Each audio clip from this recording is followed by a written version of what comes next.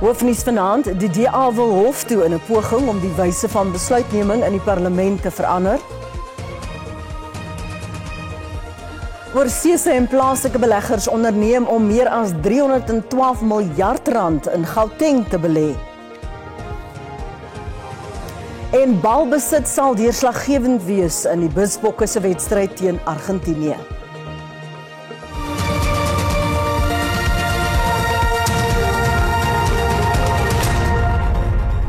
Goeienaand en welkom by ons bulletin. Die DA het 'n aansoek by die Hooggeregshof in Kaapstad ingedien wat volgens die party die wyse gaan verander waarop besluite in die parlement geneem word. Die aansoek vir 'n dringende interdik is daarop gemik om te verhoed dat 'n BTW-verhoging van 'n halwe persentasiepunt op 1 Mei in werking tree. Dit volg nadat die verslag oor die fiskale raamwerk gister in die nasionale vergadering goedgekeur is nadat die DA en verskeie ander partye daarteen gestem het. Ingevolge die aangepaste verslag word die inwerkingtreding van die voorgestelde BTW-verhoging vir 30 dae uitgestel om die nasionale tesourie tyd te gee om alternatiewe finansiële bronne te vind. Die DA se aansoek betwis die wetlikheid van die 2025-2026 nasionale begrotingsproses en bestaan uit 2 dele. The first is to get the process on the 1st of April that transpired in the Parliamentary Portfolio Committee on Finance declared null and void because they were unprocedural. Therefore, to set aside any decision they took. And the second part of Part A is to interdict a VAT increase on the 1st of May. So that's an urgent case to interdict a VAT increase. In die tweede deel van sy aansoek vra die DA dat artikel 7.4 van die Wet op Belasting op Toegevoegde Waarde ongrondwetlik verklaar word. Die artikel gee die minister van Finansies die mag om 'n BTW-verhoging af te dwing sonder dat dit deur die parlement gevoer hoef te word en sonder die parlement se goedkeuring van die fiskale raamwerk. Intussen ontken Action SA op wie se voorstelle die aangepaste verslag gegrond is dat hy Suid-Afrika uitverkoop het. Volgens die party sal hy voortveg dat geen BTW-verhoging ingestel word nie. Action SA se caucus-leier Ethel Trollip sê hy is vol vertroue dat dit moontlik is. So the solution to this impasse is capacitating SARS to collect the revenue that we know is out there. Imagine how much revenue is being lost to illegal trade, illicit trade. Illegal immigrants trading and sending their money back home to their countries, black market trade, wallet transactions, financial transactions, and as Bossa said yesterday, gambling. Trollip sê Action SA het na al die politieke partye uitgereik, maar dat sy versoeke om met die DA te onderhandel op dowe ore geval het. Suid-Afrika is gisteraand in die Amerikaanse president Donald Trump se tariefaankondiging uitgesonder as 'n sogenaamde uiterste oortreding teen die VSA. Gisteraand is aangekondig dat 'n 30% heffing geplaas gaan word op alle Suid-Afrikaanse produkte wat uitgevoer word na die VSA. Lydens 'n skrywe wat vanoggend uitgereik is dit gewysig na 31%. Die Withuis het vanoggend 'n lys van produkte uitgereik wat kwytgeskeld word van die heffings. Ingesluit op die lys is goud, platinum en mangaan, wat van Suid-Afrika se grootste uitvoere na die VSA is. Suid-Afrikaanse boere en motorfabrieke gaan egter swaar getref word. Suid-Afrika se landbouuitvoere na die VSA het verlede jaar 142 miljard rand beloop. Motors en onderdele ter waarde van meer as 37 miljard rand is verlede jaar uitgevoer na die VSA. Die minister van Handel, Nywerheid en Mededinging, Parks Tau, sê die regering bestudeer nog die besonderhede. We are all trying to work out how the US arrived at 60% discounted to 30% as the tariffs that we live with, and therefore the discount they are giving. In reality, our tariffs are already on the basis of most favored nations. Tariffs are estimated 7.6%. And that's our calculation. Die Suid-Afrikaanse Kamer van Koophandel en Nywerheid probeer nog bepaal hoe Suid-Afrikaanse maatskappye geraak gaan word. South Africa has never had a position of punishing American goods on tariffs, yet the narrative is that we are also, it's a reciprocal tariff. So we now need to understand which goods are going to be affected to what extent. Obviously, each sector has a different relationship with America. So we'll be sourcing our members to give us a view about exactly what impact is going to have on their businesses. Very hard to see how you navigate your way around this without doing some combination of these things. The first is getting fierce into cost competition. Now, unfortunately, that's a race to the bottom. The other thing that countries can do is they need to take this as a very, very big message about the importance of network and partnerships. President Cyril Ramaphosa sê die aankondiging herbevestig die dringendheid om 'n bilaterale handelsooreenkoms met die VSA te beding. Hoewel die wêreld gevrees het wat die Amerikaanse president Donald Trump se nuwe vlaag invoerheffings gaan inhou, is die werklikheid in talle opsigte veel erger. Benewens 'n basisbelasting van 10% op invoer uit die hele wêreld, het Trump ook strafheffings ingestel teen groot dele van die wêreld. Wêreldmarkte, as ook in die VSA, het die skok weerspieël in reuse verliese. 10% invoerheffing word geplaas op alle Amerikaanse invoere. Vir sommige lande, insluitend Brittanje, Australië, Turkye en Saudi-Arabië, is dit waar die tariewe eindig. Vir lande wat die VSA volgens Trump sleg behandel, word daar bykomende straftariewe gehef. Saam met bestaande heffings word China met 54% belas, Vietnam met 46%, Indië 26%, Japan 24% en die Europese Unie met 20%. Lesotho word met 'n allemintige 50% belas. Hoewel Trump aanvanklik gesê het dat die invoerheffings gegrond is op onder meer eensydige heffings wat lande op Amerikaanse uitvoere plaas, is dit nie in ag geneem in die berekeninge nie. Die Withuis het bevestig dat die berekening bloot 'n land se handelsoorskot is. Met ander woorde, hoeveel meer produkte hy aan die VSA verkoop as wat Amerika van hom koop, gedeel deur sy totale uitvoere. Die syfer word dan gehalveer, volgens Trump omdat die VSA gaaf is. Die berekeninge neem nie die dienste in ag ter waarde van biljoene dollars wat die VSA uitvoer na die res van die wêreld nie.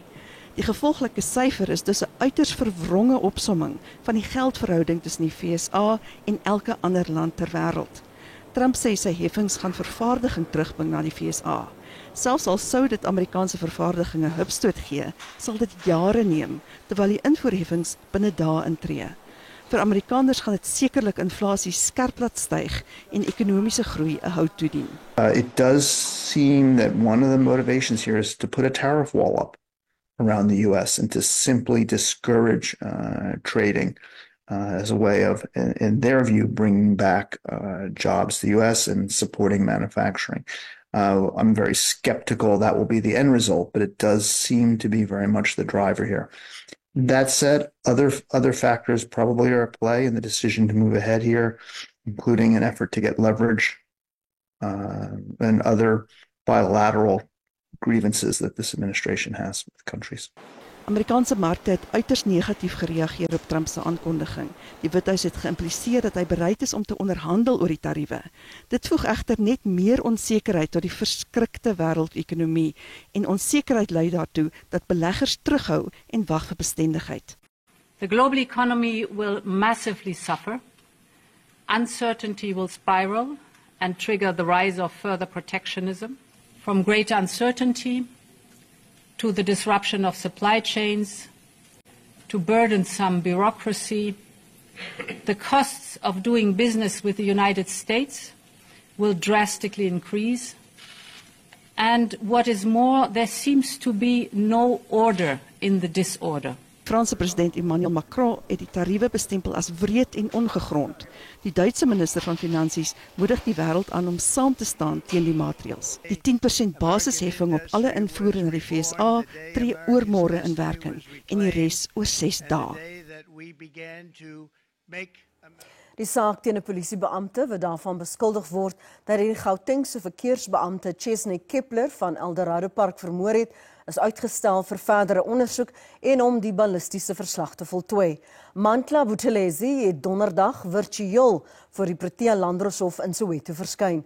Buthelezi en Kepler was in 'n romantiese verhouding betrokke. Hy het haar na bewering die dag na Kersfees, na 'n dispuut, verskeie kere geskiet.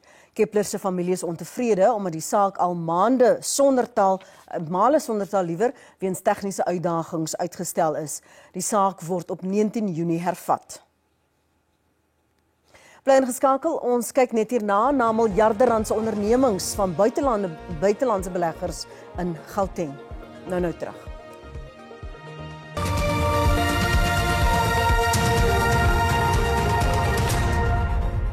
Gauteng het beloftes van beleggings van meer as 312 miljard rand ontvang. Volgens die LER vir Finansies en Ekonomiese Ontwikkeling in die provinsie, Lebogang Mahele, is die beloftes deur 300 plaaslike en internasionale beleggers gemaak, wat die strategiese belangrikheid van vennootskappe met die provinsie verstaan. Dit sluit meer as 51 miljard rand van Amerika aan. Mahele het gepraat by Gauteng se eerste beleggingskonferensie wat in Johannesburg gehou is. Mahele sê die beleggingsbeloftes is gemaak vir 60 projekte in 15 sektore en subsektore. Hy sê 'n veldtog om beleggings na Gauteng te lok, wat tydens die konferensie begin het, sal voortgaan tot die teiken van 800 miljard rand bereik of oorskry is. From the United States of America, we have pledges amounting to 51.4 billion. In the European Union, pledges have been received from France and Estonia, totaling just over 2.8 billion. In addition to this, we have received pledges amounting to 30 billion from the United Kingdom and 650 million from Switzerland. Volgens adjunkt-president Paul Mashatile kan Gauteng sy bydrae van 35% tot die bruto binnelandse produk verder verhoog deur sy ekonomie in ander velde en markte te diversifiseer. Hy het 'n beroep op die provinsie gedoen om in opleiding en ontwikkelingsprogramme te belê om te verseker dat sy werksmag toegerus is om aan die eise van 'n groeiende ekonomie te voldoen. The highly sought after skills include digital literacy, data analysis, artificial intelligence, cybersecurity, and renewable energy technologies. Verteenwoordigings van Transnet en die Nasionale Bemagtigingsfonds het ook hulle verbintenis tot die provinsie se groei bevestig. We have a number of investments in Gauteng. We fund a lot of businesses in the manufacturing space. We have companies that are actually manufacturing in the rail space, companies that are manufacturing in the electricity supply space, and also in the renewable energy space. In ruil het die provinsiale regering beloof om infrastruktuurontwikkeling voorop te stel deur vennootskappe tussen die private en openbare sektore. Mahele sê dit is 'n belofte waarvoor die Gautengse regering aanspreeklik gehou moet word. Die vervoervakbonde SATAWU en UNTU dreig met staking by die passasiersspooragentskap van Suid-Afrika oor 'n loongeskil. Die werkers het gekonsolideerde eise ter tafel gelê, insluitend 'n algehele loonverhoging van 15% vir die boekjaar. Hulle het intussen die Kommissie vir Versoening, Bemiddeling en Arbitrasie genader en sê die werkgewer onderhandel in slegte trou. Die vakbonde sê die onderhandelinge wat vir Oktober verlede jaar geskeduleer was, het nie plaasgevind nie en het hulle met geen ander keuse gelaat as om die KVBA te nader nie. We are demanding 15% salary increment across the board for a period of a year. We are also demanding that the employer must contribute 70% towards the medical aid as well as housing allowance. You would recall that these demands are outstanding demands that were not met by the employer in our previous agreement that has come to an end in March. And they are as important as wage increment. So this year the employer must implement them. Volgens die vakbonde ondermyn PRASA die bedingingsprosesse en gevolglik is die werkers gereed om te staak.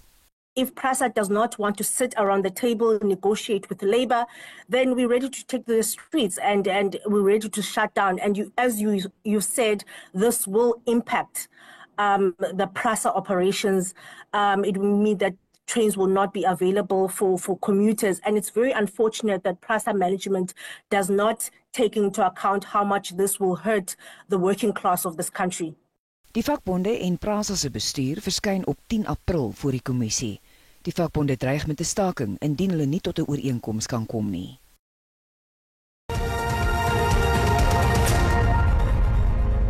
Dan kom ons kyk gou hoe die markte om 5:00 vanmiddag gelyk het.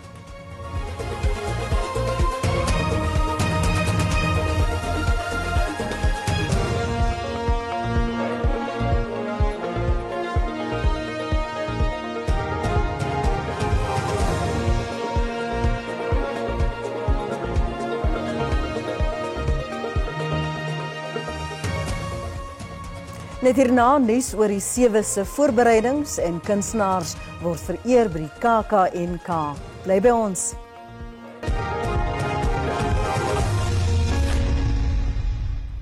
Suid-Afrika se man 7 rugbyspan sal sy balbesit aansienlik beter moet beskerm as hy wil oorleef in die naweek se Singapore toernooi van wêreldrugby se 7 reeks. Die Blitsbokke speel teen die voorlopers in die reeks, Argentinië. Na 'n teleurstellende vertoning in Hong Kong word die Blitsbokke nie veel van 'n kans gegee om uit die groepfase in Singapore te kwalifiseer nie. Die Suid-Afrikaners kon slegs 1-3 in elk van sy wedstryde teen Nieu-Seeland en Australië en Hong Kong trek, na die Blitsbokke gereeld balbesit afgestaan het. Die span se kaptein Impie Visser sê daar is geen verskonings nie en dit moet vinnig reggestel word. Wat moet ons beter doen? Moet ons iets verander? Jy weet, is al groot foute in die span. En ek dink om wanneer daai gedagtes begin, jy weet, opsteek in jou kop, dan moet jy net vir jouself sê, maar ons is besig met die regte dinge. Ons gaan doen die analise, ons gaan kyk waar ons verkeerd gegaan het op die veld en ek dink ons het gesien nadat ons die analise gedoen het van Hong Kong is dat ons het nie regtig na sterkpunte toe gespeel nie. Die bal het nie regtig die werk gedoen nie. Ons was swak by die afbreekpunte gewees. Ons het nie ons bal gehou nie. So in die Groningen en 7 rugby is balbesit en ek dink ons is een van die spanne met die minste balbesit op die oomblik as jy nou die statistieke gaan kyk. Visser is vas oortuig dat die span met mening gaan terugveg. Ons kan dit 100% omdraai. Ek dink daar's altyd die kans dat enige span op die dag kan wen en ek dink veral ons as die Blitsbokke, jy weet, jy kan ons nooit soos hulle in Engels sê, you can't count us out. So ja, ek dink vir ons die naweek net om te fokus op die proses en die implementering van die plan wat die coaches vir ons gaan neerlê. So ek dink dis maar die groot ding vir die naweek is ons fokus op onsself, ons fokus op wat ons kan goed doen en wat ons kan beheer en ja, en dan moet ons net uitgaan en ons alles gaan gee die naweek. Die eerste hekkie is Brittanje vroeg Saterdagoggend, terwyl die Blitsbokke later die oggend teen die Argentyne kragte meet. Die uitkloprondes en eindstryd vind Sondag plaas. Harry Olivier, SAK nuus. 'n Opwindende ontwikkeling vir inklusiewe sport is doelbal en sokker vir serebraal gestremdes gereed om ten volle erkende paralimpiese sportsoorte te word. Albei sportkodes was van dese week deel van die Suid-Afrikaanse Sportvereniging vir liggaamlik gestremdes se nasionale kampioenskappe in Gqeberha. Doelbal is 'n unieke sport wat uitsluitlik ontwerp is vir atlete met gesiggestremdheid. Die doel van die spel is om die bal in die teenoorgestelde doel te rol, terwyl opponerende spelers die bal met hulle liggame probeer blokkeer. Serebraal gestremde sokker aan die ander kant is 'n aanpassing van 7-aan-kant sokker wat aangepas is vir atlete met serebraal gestremdheid en ander neurologiese afwykings. Doelbal was een van die 8 sportkodes by die jaarlikse nasionale kampioenskappe vir liggaamlik gestremdes in Gqeberha. Potja het verlede jaar sy paralimpiese debuut in Frankryk gemaak. Die SAPD-president Jean Miggles sê hulle probeer aandring dat doelbal ingesluit word as een van die nuwe kodes by die Los Angeles Spele in 2028 in die Verenigde State van Amerika. When I looked at the teams, how they were playing today, I could really see that we have some talented athletes that we do have. They just need to be grind more and develop more so that we can have the best team in South Africa. Nog 'n sportsoort wat deel kan wees van die 2032 Paralimpiese Spele in Australië is sokker vir serebrale verlamming. Today I've seen some talented athletes on that football field. Die SAPD kampioenskappe was suksesvol met baie Afrika rekords wat gebreek is en mylpale behaal. There was in athletics there's 2 African records. There's a lot of athletes that has improved their personal best. And then in the swimming there was one SA record as well. Die volgende nasionale kampioenskappe sal in 2026 in Kaapstad plaasvind. Die 5 vereerdes van die 29ste jaarlikse Klein Karoo Nasionale Kunstefees het 'n blywende impak in die bedryf gemaak. Marian Holm, Leanne van Rooi, Henk Sarfontein, John Theodore en die Juwels Fantasties is vereer vir hulle bydraes tot die opheffing van die kunste in Suid-Afrika. 2 aktrises, 'n musiekgroep, 'n musiekmeester met wortels in Oudtshoorn en 'n bekroonde visuele kunstenaar. Almal met een iets in gemeen: 'n kunste onbeperk toekenning vir hul bydrae tot die kunste. Vanjaar se KAKNK feeskunstenaar Henk Serfontein vier 30 jaar in die bedryf. Dit is my absolute eer dat ek in die viering van my 30ste jaar in die industrie hierdie ongelooflike eerbewys van die KAK&K ontvang. Dit is veral vir my baie spesiaal dat die kurator Lisa Grobler al die aspekte van my visuele kunsloopbaan ingesluit het. Marion Holm het die Kunste Onbeperk prys vir vertolking ontvang. Haar bydrae tot komedie, asook haar werk as aktrise op die verhoog en TV, het oor die jare herhaaldelik haar veelsidigheid tentoongestel. Ek het dit nou in my hande, maar kan dit nog steeds nie glo nie. Ek weet wel net soos Demi Moore klinkie, maar ek is nie eintlik gewoond aan pryse nie, so dit is vir my, ek is so diep dankbaar, regtig. As jy donker my kom al en my sing. Die Heuwels Fantasties het die Kunste Onbeperk prys vir innoverende denke ontvang. Sedert die vrystelling van hul eerste album in 2009 het hulle 'n groot impak op die Afrikaanse musiekbedryf gemaak. Yes man, ek dink 15 jaar in ons loopbane in is dit 'n baie nice pleintjie om te ontvang van die KAK&K direksie af. Die aktrise Leen van Rooi is vereer met die Kruispuntprys vir haar bydrae, deur jong akteurs en skrywers onder haar vlerk te neem en die land se skatkis van stories uit te brei. Oudtshoorn se eie befaamde pianis, onderwyser en mentor, John Theodore, het die KAK&K prys vir diens aan die kunste ontvang. Tanya Krause, SAK nuus, Oudtshoorn in die Wes-Kaap.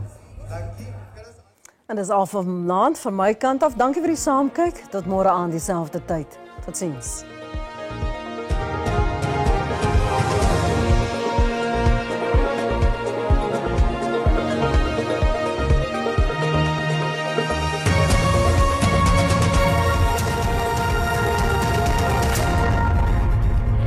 Goeienaand en welkom uit 'n reënerige Johannesburg. Kom ons kyk nou na ons weervooruitsigte vir vandag en môre. Vandag sien ons reën duur voort in groot dele van die land. Ons sien 'n 80% kans vir reën in die noordelike dele van die land. Vir môre baie nat oor groot dele van die land. Ons sien steeds 'n 80% kans vir reën en dan sien ons ook miskolle langs die plateaurand en dan ook langs die Weskus.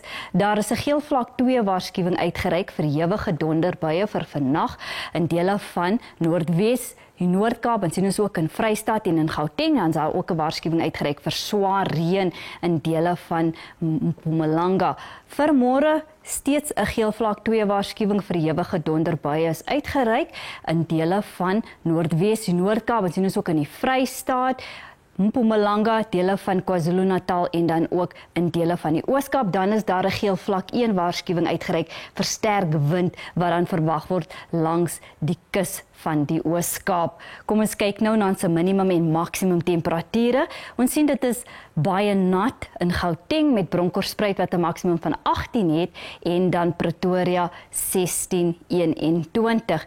In Limpopo sien ons reën duur steeds voor in die provinsie. Phalaborwa 2027, Tzaneen 'n maksimum van 24 en dan Messina het dan 'n minimum van 20 en 'n maksimum van 25. Mpumalanga, Skukuza 1926, Imalahleni 1517 en dan Mashishini het 'n minimum van 14 en 'n maksimum van 20. In KwaZulu-Natal, Ulundi 1623, Pietermaritzburg 1520 en dan Port Shepstone het 'n maksimum van 22. In die Oos-Kaap sien ons reën word verwag in groot dele van die provinsie. Mthatha 'n maksimum van 20, Oos-London 1624 en dan Makanda het 'n maksimum van 24.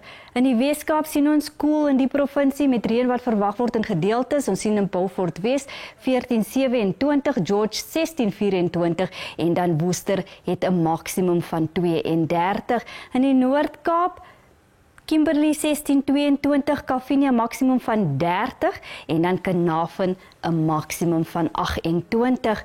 Vrystaat verspreide buie en donderbuie, Frankfurt 1316, Sasolburg 1519 en Botawil het 'n maksimum van 18. Ten slotte Noordwes, Potchefstroom 'n maksimum van 19, Rustenburg 1621 en dan Vryburg het 'n maksimum van 18. Dit is dan al van my en die weerdiens.